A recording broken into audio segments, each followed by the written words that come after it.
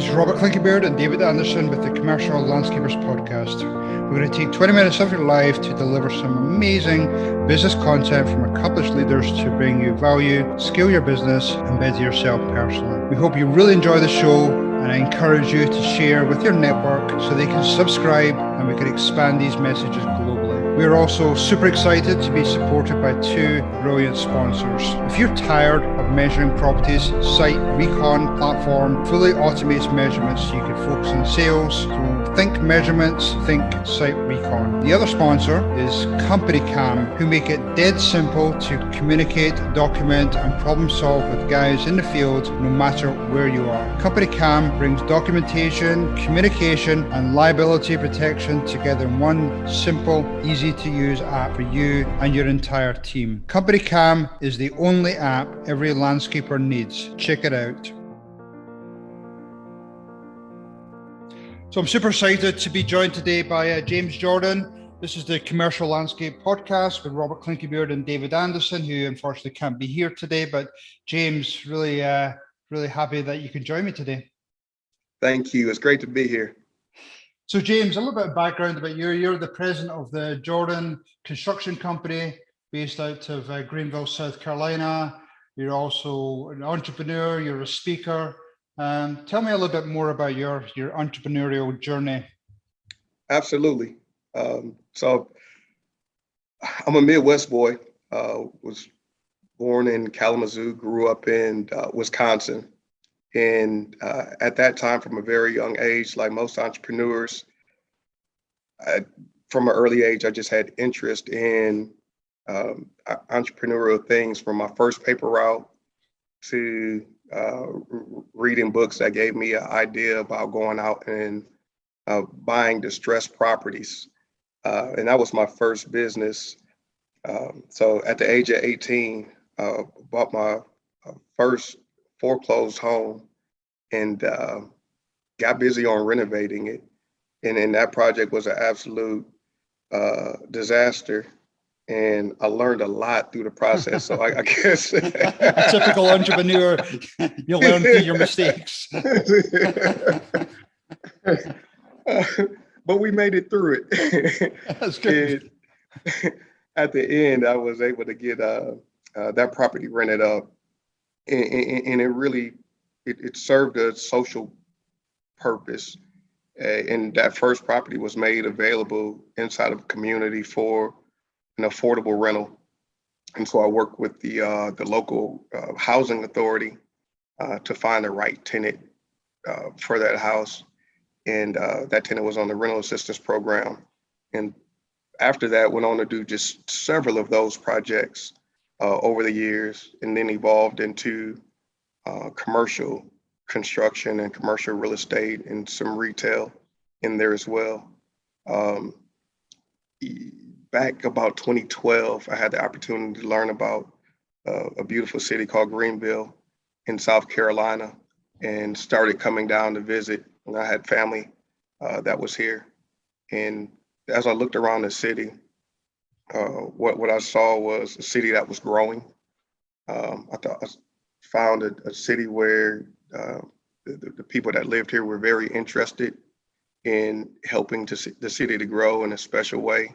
I found people that were interested in a more diverse community. And that means many things, but a more diverse community. And it was something, an ecosystem that I want to be, a community that I want to be a part of.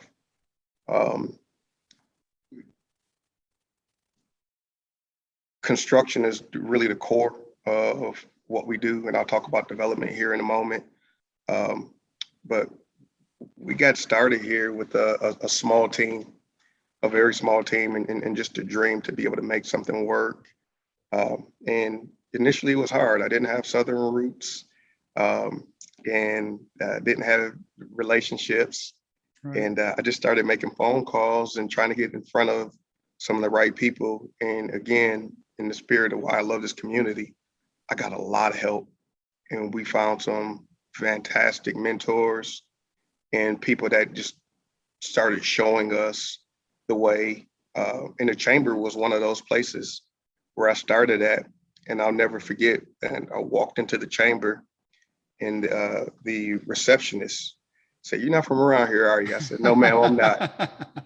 And she unfolded a map and she took her time on just showing me the things that she thought I needed to know, which is extremely helpful in how to get around the community. Um, so from so many resources that were here, from the chamber, the Minority Business Accelerator Program, the Small Business Administration, the Small Business Development Center, and just a host of incredible mentors. They really helped get us some lift here in this community. So fast forward, just to tell you a little bit more about JCC, we are on just about every major military base in the state of South Carolina, in between facilities contracts and general construction contracts. We also do quite a bit of healthcare work as well, and that's a market that's growing very aggressively for us. And then we also do commercial and retail construction as well, construction and renovation. And then on the development side, we've been a part of a lot of discussions in our community about quality housing, quality affordable housing, and being able to increase the number of units that we have here in the community for of housing for those that are underserved and underrepresented at times. It's a big deal to us for several reasons, but as the community continues to grow and expand, we want to make sure that all families have an opportunity for upward mobility and to be inside of a quality environment. And, you know, for a young, impressionable mind, going to sleep at night and knowing that you're safe and you can wake up and have a hot meal before you have to go to school can make just such a difference in a child's trajectory. So again, for a lot of reasons, we're involved in very passionate about building some quality, affordable housing here in the city, in addition to some of the other things that we're doing. Yeah, that's great. No, I remember when I recently talked to Mayor Knox and Carlos at the chamber, that was definitely a big part of the discussion. That was really important to them to have that affordable Absolutely. housing. Now, when you look back and, you know, when you were looking at potentially moving out to Greenville and moving your operations out there, I mean, looking back now, I mean, are you a lot better placed than where you imagined? How, you know, you obviously had that dream when you looked at Greenville and I thought, this could be a cool place to move to and sit, you know, move my business. Yes, we are a lot further along than I imagined. Robert, it's such an incredible team that has been able to come together around a common mission here at JCC that's from the community. So I'm very proud of that. I'm very proud of the business relationships that we've established in the community and the way that we've been able to support others in accomplishing their dreams as well. I think the difference between then and now is in the beginning, we were looking for opportunities and we still are. But now we're also able to give others opportunities as well. And that's a very big deal for me in this community. Yeah, that's great. So thinking back, I mean, what were a couple of real pivotal moments in the growth of your business? You know, you look back, you think, you know, one or two moments, you know, when I had my business, I mean, I think the two pivotal moments were, you know, hiring the right people to effectively take over a lot of the things that I did, and then bringing in some type of a structure and some KPIs and just, you know, some goals for the team to work towards. But, you know, thinking back on your journey, a couple of pivotal moments. Pivotal moments were one, being able to put a executive team, leadership team in place for us now has really helped to set the stage to get us to the next level. You know, in the beginning, as entrepreneur, and that you wear a lot of hats, and you know, having to deal with the bank and talk finance, and then go down to a project. And there's times where I've been a superintendent, project manager on a project, had to fill out the daily reports, and then still at the end of the day try to run the business. You know, you're spread thin in the beginning. So those long hours, and until you can afford to start bringing on some help, were really a pivotal point. As we were starting to add pieces to the team, you always have transition. And so you have to figure out, okay, now that this new piece is added, this new team member is added, how does the company look different now? Now, what do the roles and responsibilities and what does the accountability look like? And the pivotal point, another pivotal point, I think for us is in the early days, you're thinking about survival and just making it to the next project. We've transitioned now to a point where we're thinking more 24 months out, right, and able to plan a little further out. And that's definitely been a pivotal point. As we've grown, and now, you know, we're in North Carolina, we're in Georgia. We've done projects as far away as Dover, Delaware. And as you start to spread geography, I think it's also pretty critical to try to keep that company culture that we have and communicate in a way with the other team members where they don't feel like they're on the island, and that they're still a part of the whole, and that they're still in front of the customer and you know, representing the company in the best way. So we talk frequently as a group, and I think everybody understands what's at stake for us and as a company, and then what the upside potential is as well. So, no, that's great. I mean, I agree 100% that, you know, culture is a huge part of your company. You know, if you're growing a lot, if you're growing into different states, really just to have that culture to lift you through. So, you know, we all as business owners have different challenges that face us, but if you have a really strong culture, a strong team of people, that you'll usually break through those challenges. So, right.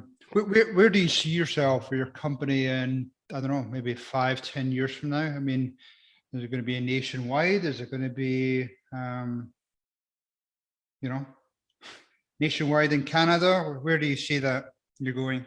Great question. So in the next 3 years, our goal is to really develop ourselves as a powerhouse in the Southeast. There is so much potential in this region for us to grow into the markets that I mentioned before. After that, within the next 5 years, we do want to spread our geography a little more, but we also want to just become more deeply entrenched in the relationships and the markets that we're already in. And so what I mean by that, for example, is in healthcare, one of the things that separates us from some of the competition is that we have really focused on making sure that our staff is getting all of the training that they need to be extremely proficient at their job. And we send our superintendents through, you know, infectious disease control training and training on how to build the proper barriers and how to work around in a live job site, and as much safety training as we can do. And as our folk can become more specialist in certain areas, we want to be that phone call, because we can come in and right, solve complex problems, and you trust that. That's great. These guys know what we're doing inside and out. They understand our operation. They understand our needs. They understand how to navigate our facilities. So that's more important to me than just us getting too much spread is just getting really deep in some of those Yeah. relationships, and um, um, setting up those relationships, hopefully to be very long-term relationships. Um, and I will tell you that from a business development standpoint, that it makes so much sense to not have to try to go out and constantly sell and get new business as much as getting repeat business from the customers that we've taken great care of. No, that makes sense. Just go a little bit deeper, offer different services. And do you think that the training you provide, do you think that helps with retaining your employees? A Absolutely. lot of people really struggle. They every year in a strategic plan they say, "Hey, we want to do training," and then it never really happens because it's such a big, monster to try and tackle. It's critical. We have had close to 100% retainage on our staff.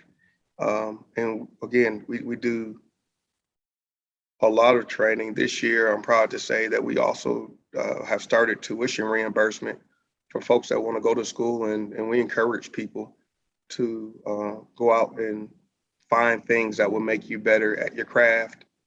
Um, I, I also think that by really focusing on the trainings, it re-emphasizes our culture for wanting to make sure that we're world class, best in class at what we do. It's one thing to say it, but then being very practical about how we get there. Well, here's a way. Let's make sure that we're not just credentialed, but we just really understand and are competent in what we're doing inside and out.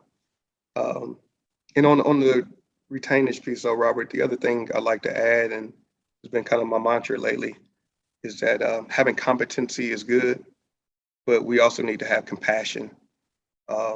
In our culture, we developed a culture where we very much care about each other inside the company, and then also our clients as well. It's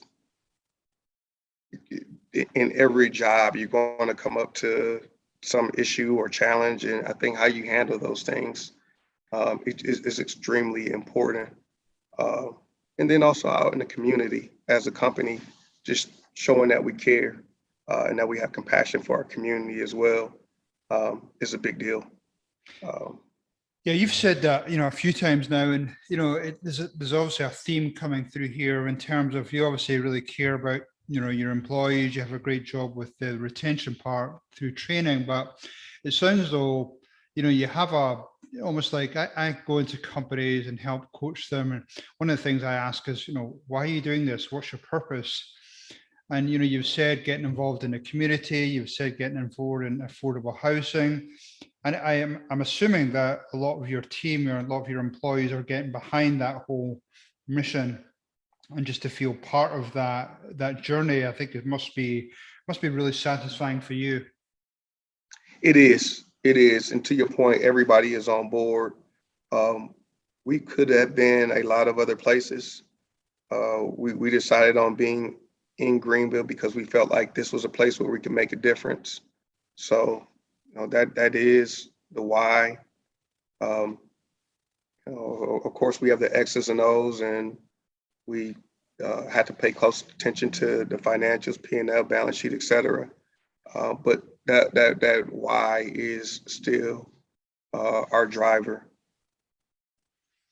So if there's obviously a lot of people now with challenges of either finding people, or people have now realized, well, they didn't really enjoy where they were working, so they're trying to figure out their journey. I think there's been more uptake in people starting new businesses over the last 18 months.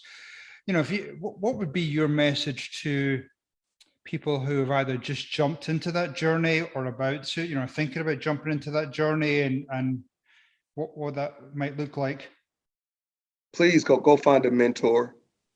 Please go find someone that has been down that path. Hopefully, it can be somebody that's in the same industry or market that you're considering going into. If not, still finding somebody that's been in the path of entrepreneur to be able to talk to and help guide you. to be able to give you some motivation because it's hard at times, and just having somebody there as an accountability partner is major. Reach out if you're in the state of South Carolina to some of the fantastic resources that we have here in the state that are free and that are accessible, whether that be SCORE or the Small Business Development Center or the Small Business Administration. Reach out to the chamber and look to get involved, which is another way to really help your business grow, is to look at what organizations you can be a part of, and donate your time. And folks will get a chance to start seeing you and know what you're about, know what your character integrity is like, and then also get a chance to learn more about your business as well. I think, the quicker that you can get a guide in place, again, just going back to my initial point, the better. There's a lot of things to figure out, right, when you're going through this journey, especially when you're going through it for the first time. So having somebody be able to help you take a look at your plan and give you sanity checks along the way, I think is very important. I think that entrepreneurs, sometimes we can be extremely optimistic, and we may underestimate the time of the sales cycle. So you have to be prepared just to be in it for the long haul and have some grit. But it is good, I think, to have some folks around you that can also be that voice of reason and just tell you, yeah, that's a great idea, it might work, or that idea still needs some refining. And yeah, it's so true. And just shoot you straight and be authentic and real with you to make sure you don't get hurt. No, you're right. I mean, we've all made mistakes in business, and we're willing to admit those mistakes. But I think I found, probably just like you, that a lot of those business owners are open, willing, wanting to share those experiences with those up and coming entrepreneurs, so that hopefully they'll avoid some of those pitfalls that everybody goes through. Absolutely. So James, thank you for your time today. If people wanted to find out more about you, more about your company, what your journey looks like, what's the best way for them to find out more about you? Please visit the website. Our website is jcccontractors.com. Please visit us on social media. We are on LinkedIn, we're on Instagram, we're on Facebook at Jordon Construction Company. And Robert, I really, really appreciate your time and the opportunity to speak with you. I've been able to watch some of the things that you're doing. It's extremely impressive. So congratulations and thank you. Thank you. Yeah, no, I'm definitely enjoying it. I mean, just to speak some real key pillars of the community, business community. I just want to put them on a platform just to share their journey, to hopefully inspire people, with some of either the journey they're on or some of the challenges they're facing. So I really do. I know you're a busy person, but thank you for your time today, James. Thank you. Hopefully that was pure dead brilliant for you today, and we've got some great takeaways for your business and your personal life. This is Robert Clinkenbeard along with David Anderson, and would love to get you and your friends to join us on our journey. 2 quick things before you go, listeners. Check out our website, thecommerciallandscaper.com. You can subscribe, you can share with your friends, but more importantly, check out our sponsors. We have Site Recon, who are going to help to capture measurements on your property and create a really streamlined process. And we have Company Cam, who make it dead simple to communicate, document, and problem solve with guys in the field, no matter where you are. Thanks, everyone. Cheers.